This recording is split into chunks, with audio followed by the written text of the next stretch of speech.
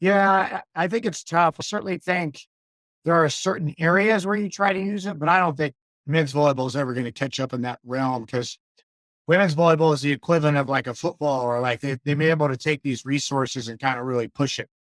Men's volleyball is to some point is just trying to hang on. I think we've had more growth in the past 5 or 10 years than we've had in 30 years previous. So that's been a good thing. And that's because there's a few handful of factions that have really helped push it, whether it's AVCA or First Point or some of these other things. But I don't think you're ever going to see that. I think for me, when I got into volleyball and I had the opportunity to coach, man, I kind of fell in love with it. It wasn't like I didn't enjoy coaching women.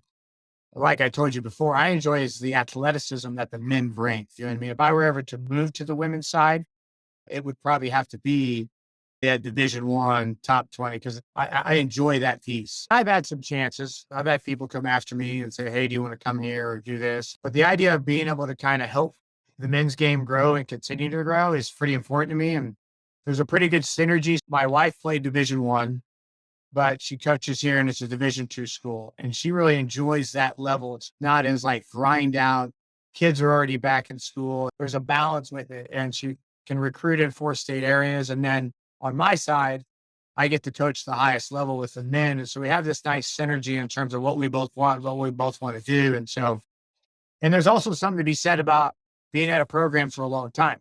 You don't see it as often as you used to, where somebody's at a program for 30 years. And I think as I've been here longer and longer, it's a pretty cool legacy to leave behind and a lot of kids that you've helped in the same spot. So there's a lot to be said for that. So I think all that stuff is kind of matriculated to where I am mentally now in terms of, continuing to be on the men's side of the game.